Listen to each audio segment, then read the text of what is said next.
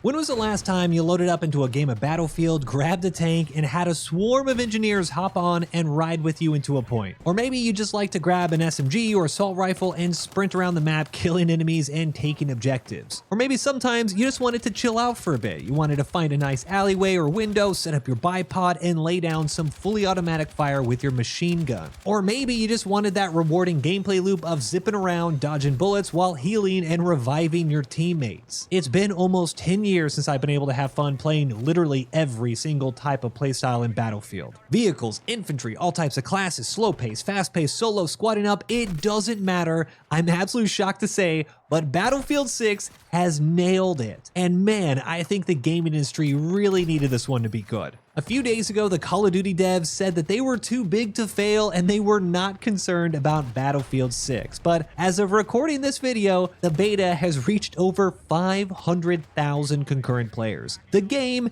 isn't even out yet, and it's not going to be out for another 2 months, but it's already got more players than Call of Duty has ever had. Competition is good for gaming, and I think the world is unironically a better place when Battlefield is good. In this beta, it's obvious the devs wanted to focus on nailing down the infantry combat and how classes both support and counter each other. I spent a lot of time playing the closed weapons playlist, meaning that weapons were restricted to classes, support players had machine guns, assaults had assault rifles, recons had snipers, and engineers had SMGs. After the horrible experience that was no classes and anybody has everything with 2042, I've got to say it was so refreshing playing Battlefield. When your class is paired with the weapon you're meant to play, the gameplay is so much fun. But I don't want to talk about that yet. No, we're going to talk about the gameplay in Battlefield 6. We're going to talk about the weapon feel, the game modes, all that type of stuff. But first, just look at this. Like, really look at this game. Battlefield 6 is absolutely beautiful. I don't want to overreact here, but I think this is one of the first FPS games I've played in recent memory that really felt like it was a AAA game. The weapon in your hand looks good, it feels like it has weight to it, and the world around you is so immersive. At times it can be a bit too bright, especially if you're looking out of a building, but 99% of my playtime I was just shocked at how good it all looked. I've always enjoyed the Frostbite engine, it has a certain style to it, and the devs have made this game feel like a modernized Battlefield 3. Everything from your player's perspective to the gunner's sights in a tank, it all screams Battlefield. If you grew up playing these games years ago, you will feel right at home. But it's the little things that really get me. Yeah, the destruction is cool, the maps are great, but it's things like the bloody skid marks when you drag back a buddy to revive him, or the visual of the fire roasting players as you hit them with thermobaric rounds, and a chopper just breaking apart as you shoot it down. There are countless moments like this in game, and it really showcases how much care the devs put into making it. And that care is also evident in how they balanced classes. You actually see the battlefield around you evolve as support players sustain attacks or vehicles break open flanks. And this is something I haven't seen in way too long. Battlefield 2042 definitely didn't feel like this. I'm an engineer main at heart, and so being able to grab a tank and then use my vehicle to help push an objective, flanked by infantry on both sides as well as people using the repair tools, while another player is in the 50 cal seat just murdering anyone who pops their head up, that is Battlefield to me. It is so fun, it is so rewarding, and the rock, paper, scissors of weapons and classes feels so good. I've noticed that when you have too many recons or maybe not enough support players, that your attacks on objectives actually fall apart, as they should. People need to use their class's strengths or the team goes nowhere, but that also doesn't mean that you can't have fun by yourself at an individual level. As much as classes are important, I don't think necessarily any individual person is held back without that other class helping them. Battlefield 6's gunplay is tight, it's snappy, it's fun, and players can quickly figure out a weapon that fits their unique playstyle. I think generally the time to kill is in a really good spot. There's no armored plates or other health boosts, there's no gimmicks, and although I did see quite a lot of people using the M4A1, I wouldn't say that it was too good. It might be bordering it, it might need a little bit of a nerf, but I think you could pick almost any weapon right now in the beta, level it up a bit to get some attachments, and you'll have fun. I do like the 100-point system for weapon customization and found myself trying to always maximize precision, which would reduce weapon bloom. The PW7A2 submachine gun is by far and away my favorite weapon, which is restricted to the engineer, and I always found myself coming back to it, but I know others who just swear by the L110 machine gun or the M417 assault rifle. Now, as much praise as I've given the game up to this point, I do think classes need a bit of tweaking to feel more balanced. Assault at the moment is incredibly powerful. You have a stim that increases sprint speed, reduces explosive damage, and also makes it easier to hear people nearby. And if you use assault rifles, you also have a buff which reduces your fall damage. Oh, and also there's a unique ability which allows you to have 2 primary weapons. Yeah, in the right hands, assaults can be absolute monsters, and that's amplified by the shotgun. Assault has the Frontliner's field specialization, which allows you to equip 2 primary weapons, and the default loadout is an assault rifle and a shotgun, and this thing is a one-shot machine. I personally don't think the shotgun is unbalanced. If you screw up your shots, you will barely do any damage, and the range drop-off is pretty short, but when you can carry both an assault rifle and a shotgun, you allow players to use the shotgun as a quick secondary swap instead of their pistol. After running out of ammo with your main gun, you can swap to the shotgun, one-shot a few people, then reset, reload, and continue on. It's pretty overpowered in the hands of regular players, and then it's amplified when the movement Call of Duty sweats get a hold of it. The only thing that's somewhat limiting about this feature is that the primary weapon ammo is split between your 2 primary weapons, so in this case you only get 2 or 3 assault rifle magazines and then a handful of shotgun shells,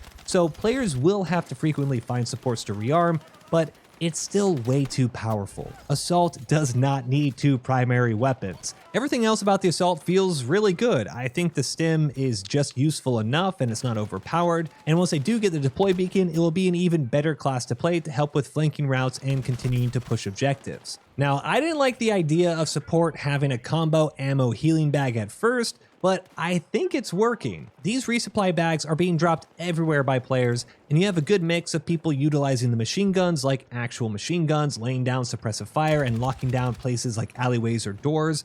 But you also have players choosing to use universal weapons like carbines, and they get up close to the front line and sustain attacks. It's a good give and take, and in my experience, it made for a very fun time being a true support player if you wanted to play like that. The defib paddles are awesome and make for some hilarious moments chasing around players and zapping them, and the dragon mechanic is just so cool. You really feel like a hero dragging people behind cover, and the POV when someone does it to you is great. Really excited to see this feature implemented, and I don't think I can go back to a game that doesn't have it. As an engineer main, Battlefield 6's engineer is almost perfect. The SGX and PW7A2 are great SMGs, with my preference being the PW7 for its added range. The hipfire buff you get for using the signature weapon plus the laser attachments make it great to sprint around and kill players without having to ADS, but those medium range shots do feel really good when you do have to pull up the sights. I think the repair tool is in a good spot too. It's not too fast, it's not too slow, and yeah, of course, you can still kill vehicles with it. It's fun. But my biggest complaint so far is actually the launchers. Don't get me wrong, the RPG and Stinger are great, but you don't have to choose which one to use. In past Battlefields, you'd have to select one launcher or the other, meaning that you would typically run RPGs, and then if helicopters got too annoying, you'd swap to the Stinger for a bit. This was a good balance to allow for a little bit of cat and mouse between vehicle players and anti-vehicle players. I remember having to swap to anti-air quite frequently on maps like Caspian Border just because of how overwhelming air would get on certain objectives. In Battlefield 6, I can choose both RPGs and Stingers, meaning I'm ready for literally every vehicle that is on the map, and these launchers are really good. The Stinger can actually one-shot helicopters at certain angles. These one-shots seem to be somewhere around mid-tail, so usually when the helicopter is flying away and kind of diving lower. Direct shots to the body do cause them to smoke and catch fire, but doesn't completely one-shot them, and they're usually still survivable enough to give them enough time to pop another set of flares.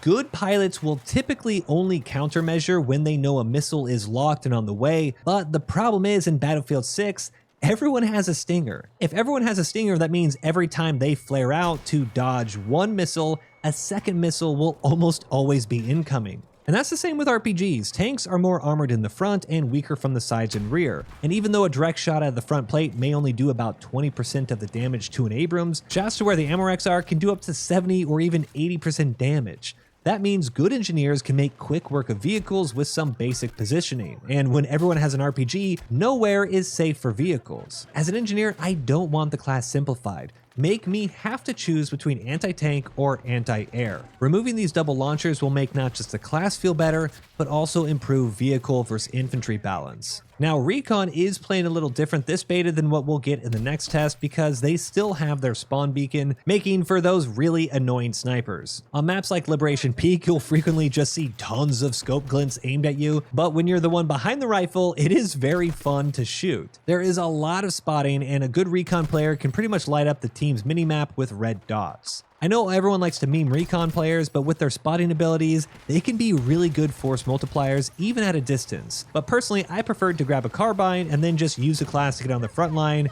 and cause chaos with the C4 and pop my UAV directly above me. I used to play the old Special Forces class back in the Battlefield 2 days with my main primary being the G36C, and this felt just like that. Recon is a really fun class whether you want to snipe or blow things up, and I do think it's in a pretty decent spot at the moment. Now, the only weapons I don't think are very good right now are the DMRs. The movement in game is fast, and the maps we're playing right now are pretty CQB oriented, meaning there isn't much time to get those 3 accurate body shots to take down an enemy. DMRs do about 33 damage a shot, and anything you kill with a DMR, you could kill quicker with almost any other weapon. I'm hesitant to say they should buff them, but I can't think of a time I was actually killed by them, so maybe they do need a little bit of work. Now, when it comes to maps, there is a little bit of debate on whether or not the ones we have are good. The 3 maps in the beta are Siege of Cairo, Iberian Castle, and Liberation Peak, and personally, I think all 3 of these maps are extremely well designed and super fun to play, but Cairo and Iberian, admittedly, do feel very similar. Both have extremely congested alleyways and close quarters urban fighting. Iberian has some nice flanking routes with the cliff sides and a wide open parking lot. And Charlie on Cairo, that point is so much fun. Absolute chaos between the buildings, the little divot in the road. It is so much fun playing that, especially on Breakthrough. I love both of these maps. I think they give a bit of a Metro, Locker, Sane Crossing type vibe, and I love that you can enter most of these buildings. For Iberian Castle specifically, the verticality is awesome with the winding roads and the multi-store buildings. You have so many opportunities for sneaky pushes and just being able to pause for a sec and reorganize your squad. Both maps also have decent routes for vehicles where you can support your infantry. I think including these smaller maps in the beta was a deliberate decision by the devs to ensure CQB balance was good for infantry, and I think it's been successful. Yeah, it does get a bit tiring playing them over and over again, but I still think they're really well designed and some of the best maps we've had since Battlefield 1. Liberation Peak, however, is by far my favorite map. I love the fact that we get vehicle spawns on points again, with each team's second cap spawning in a tank and the middle cap spawning in a Gepard anti-air Vic. I think the mountain push up to C is extremely tough but rewarding, and the fight on D with tight ambushes along the roads is so much fun for both infantry and vehicles. Although I'm not a pilot, I will say that I appreciate the jet flybys as they dogfight above the mountains, and I absolutely love trying to shoot down the choppers with my tank or RPGs. This map is so cool to look at, it's so much fun fighting the city or on the mountain. I just absolutely love it. Conquest on these open maps is what I think of when I think of Battlefield, and Liberation Peak to me is perfect. Overall, I think these 3 maps are great, but I would love to see a Conquest large variant for all of them. For Cairo and Iberian specifically, give me some outskirts around the center map area and add in a few more vehicles. That would make these already good maps great. Now, speaking of vehicles, the CV90 and Abrams are very fun to use. Driving does feel a little odd, almost like you're a big heavy boat at times when you try to turn corners, but I did get used to it after a while. The gunner's view is so immersive for both the main gun and machine gun seats, and you can even turn on Battlefield radio when you're in this view. Like, you actually hear Battlefield theme music while you shoot, and it's just awesome listening to that while you blast apart enemy vehicles and soldiers. Now, my biggest complaint, however, is that it looks like tank rounds aren't working right. As a tanker, you can choose between multi-purpose or anti-armor rounds, and it doesn't seem like the anti-armor ones do much against vehicles. I played a lot of tanks over my 24 hours, and a frontal shot to the tank with a multi-purpose round will do around 200 damage, but an anti-armor one will do 220? It seems to do even less splash damage to infantry, which are your actual biggest threats. Now, I don't know if these aren't coded right or something, but I just stopped using the anti-armor rounds entirely since they wouldn't do enough damage to a vehicle to make a difference, and they would get me killed more often against charging infantry. If these rounds could be something like 50% more damage done to armor, I would use them in a heartbeat, but at the moment, they're relatively useless, so I hope they get a buff. The CV90, on the other hand, I think is in a really good spot. The autocannon is so much fun to use with these high explosive rounds, and it absolutely shreds infantry. The ATGM it fires I think is also pretty well balanced and it's fun to use, and if you aim it into the side or rear of enemy vehicles, you can basically 1 or 2 shot them. Overall, I'm a vehicle main, and I haven't had this much fun playing tanks since Battlefield 3 and Battlefield 4. Hopefully they can address the armor-piercing rounds to make them actually worth using, and dial back the launchers for the engineers a little bit, but overall I think they're in a really good spot moving forward to tweak it and improve it before the game launches in October. And to follow that up, as a whole, I think the beta has absolutely nailed it, but there is still one huge problem. We do not have dedicated servers. Without dedicated servers, you are constantly being forced into matchmaking at the end of a game. After every game, you have 64 players all together. They're already match-made, they're all waiting to play another game of Conquest, but the game decides to kick us all out and put us back into a new server and a new game. Not only is it really annoying having this downtime take minutes at a time, but more importantly, this means that you can never really guarantee what map you're going to play. Sometimes I've played Cairo 3, 4, 5 times in a row, and some of my friends didn't even realize that there was a third map because they never played Iberian Castle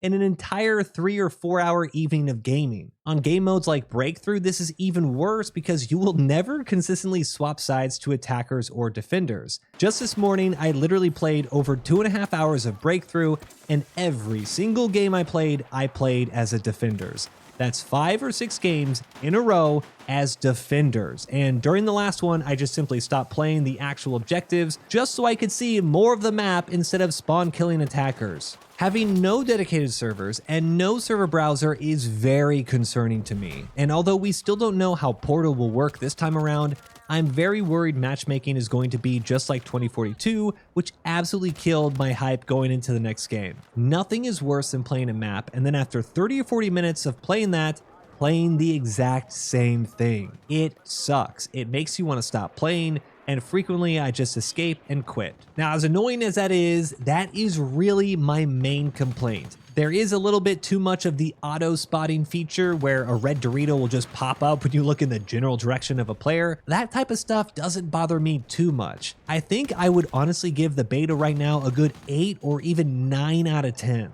If we had a dedicated server browser with servers that had actual map rotations so you could know what game you're about to play, it would be a 10 out of 10 easy for me. There are some minor bugs and weird glitches, but I haven't had any issues with performance. The game runs beautiful on max settings, and if this shipped today, I don't think there would be too many complaints at all. It seriously feels like the sequel to Battlefield 4 that we never got, and I just can't wait to see more vehicles, the bigger maps, and just play Battlefield again. Seriously, I didn't realize I missed this franchise that much until I started playing this beta, and I haven't stopped thinking about it since. Every night when I'm trying to go to bed, I end up just opening up Twitter or Reddit and watching clips or reading up on what the community thinks, and I'm just sold. I'm addicted and I love it, and I am just so happy that Battlefield is back. But what do you guys think? Am I crazy? Am I too hyped? Am I fanboying way too much? What do you guys think of this beta? Do the classes, weapons, and vehicles feel good? Do you have a favorite map? Let me know down in the comments below, and if you like the video, give it a thumbs up and subscribe for more. But that's it for me. I gotta go back in queue to join in the next game, so until next time, peace.